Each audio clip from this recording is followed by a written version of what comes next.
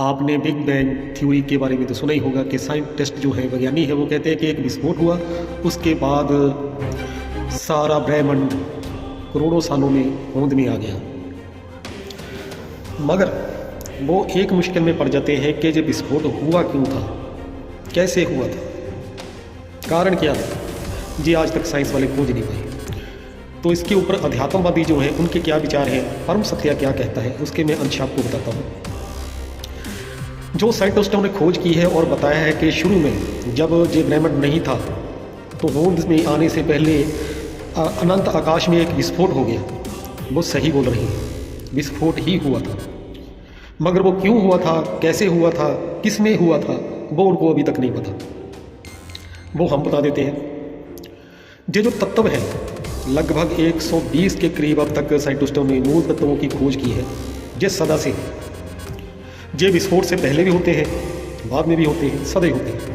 कि जो मूल तत्व है पूरे ब्रह्मांड में वो कभी भी बने नहीं है किसी वस्तु से। वो सभी ही एक वस्तु लगा लो जो शाश्वत है, वो मैटर शाश्वत है जिसमें 120 के करीब लगभग मूल तत्व है।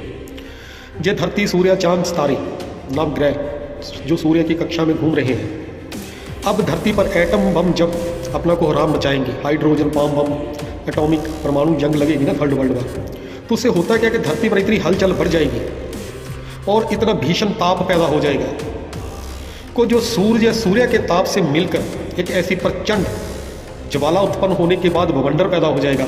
वो पूरे नवग्रह के जो पाथ हैं, जो रास्ते हैं सूर्य के इर्द गिर्द घूम रहे हैं, उनमें हलचल हो जाती है।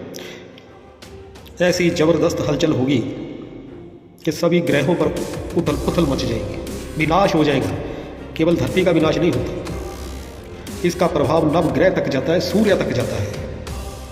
एक बार तो सब कुछ बिखर जाएगा, ब्रह्मांड में धूल ही धूल हो जाएगी। इसकी शुरुआत पृथ्वी से ही होती है,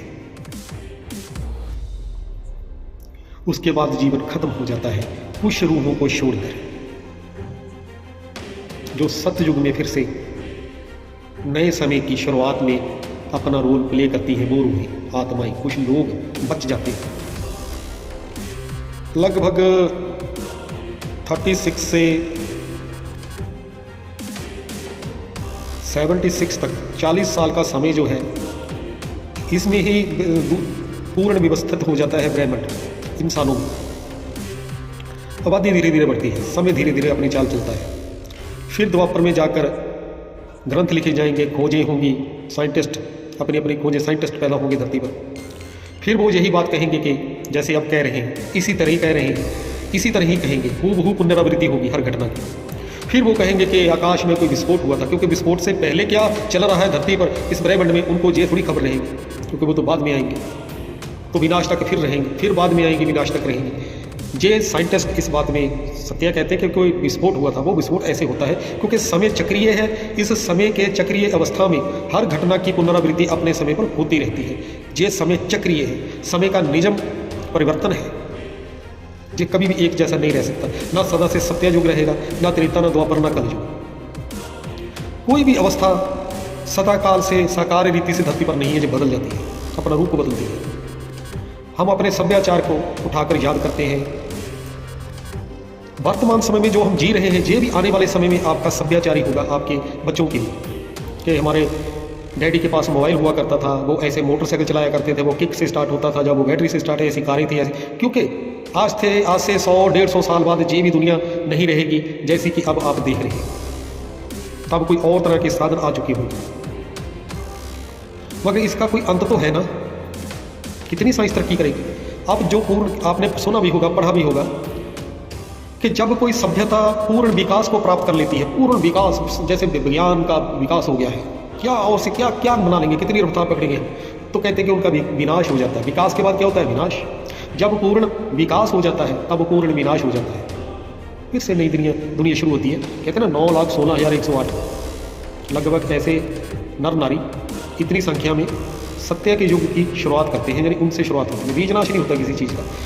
लाखों हजारों सालों में हर चीज़ की अपने अपने समय पर पैदाइश होती है, उत्पन्न होता है, फिर सब कुछ आ जाता है। जितनी वेस्ट चीज़ है साइंस की वो खत्म हो जाएगी, साइंस अपनी रिफाइंड स्टेज में सत्य के युग में बच जाएगी। सत्य के युग में फिर वही साइंस के जो पॉजिटिव उपकरण हैं उनसे मंदिरों की निकाशी होगी, चित्र बनेंगे, जिनको आज देख देख कर हैरान होते हैं। उनके भारत में पुरातन समय में हमारे पूर्वज इतने विकसित थे कि उन्होंने जी पत्थरों पर ऐसी निकाशी कैसे की, ये पिरामिड कैसे बने। अरे पिरामिड भी तो उस समय इंडियन जो भारतीय लोग थे, जब वो इस धरती को छोड़कर दूर दूर तक गए, उन्होंने वहाँ भी विकास किया।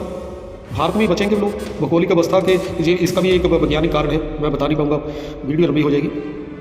तो वो नकाशी होगी, बड़े बड़ी चीज़ें जो अभी जो सत्यज के जो अब कल युग में जो आप विमान देख रहे हैं उनकी यादें सत्या के युग में जब निकाशी शुरू होती है, जहाँ आगे द्वापर युग तक चलती है, द्वापर युग से फिर और चीज़ें बनती हैं, वहाँ तक चलती है। द्वापर युग के बाद ये भी चीज़ें भूल बिसर जाता है इंसान कि नकाशी कैसे होती है, वो आगे की आगे पीढ़ी इन चीज़ों से दूर हटती जाती है। तो वो बची हुई रिफाइंड पेज में साइंस भी खत्म हो जाती है। द्वापर युग से फिर कथा कहानियाँ शुरू हो जाती हैं कि ये मंदिरों में या पिरामिड कैसे बने थे, ये क्या बना था। ये पिरामिड जहाँ जो बड़ी टेक्निक से बने हुए पुरातन हमारे मंदिर हैं, ये अब विनाश में ढह जाएंगे, उसके थोड़े कुछ हज़ार सालों के बाद ये फिर बन जाती है। जो सत्य के युग की निशानी है वो एलियनों ने आकर पिरामिड नहीं बनाई, जहाँ ऐसी ऐसी नकाशियाँ जो पत्थरों पर हुई हुई हैं, जहाँ और किसी भी वस्तु पर हुई हैं, वो देख कर तो लगता नहीं कि इंसान ने बैठकर थोड़े शनि से नकाशी की हुई, और ना ही की है। वो साइंस अपनी रिफाइंड स्टेज में सत्य के युग में जब जाती है, उसके इस्तेमाल से ये चीज़ें बनती हैं। तो ये विस्फोट होता है और इस विस्फोट के बाद फिर से नई दुनिया का निर्माण होता है। 40 साल के लगभग लगते हैं। तो उसके बाद सत्य के युग से फिर युग की फिर से शुरुआत हो जाती है और द्वापर युग तक आते आते हम फिर यही खोजें करते हैं, साइंस की बातें सुनते हैं, वैज्ञानिक अपने अपने आविष्कार देते हैं। डार्विन अपना फिर से आकर वही विकासवाद का सिद्धांत पेश करेगा, वही आइंस्टीन होंगे, वो अपनी जो उनके लॉज हैं उनको उपस्थित करेंगे, वही टेस्ला होगा, वही अब जो एज इट इज़ जो भी मतलब घटना जैसे भी घट रही है अब तक हमने जो 2500 सालों के इतिहास में देखा है, ये फिर दोहराया जाएगा। ये एक साइंस है, समय चक्रीय है और समय का निजम परिवर्तन है। जो इस सत्य को जो इंसान जान लेता है, उसको समय के चक्कर में जो इतिहास है, सही में जो असल घटनाक्रम है, उसको वो बड़ी आसानी से समझ लेता है। याद रखना।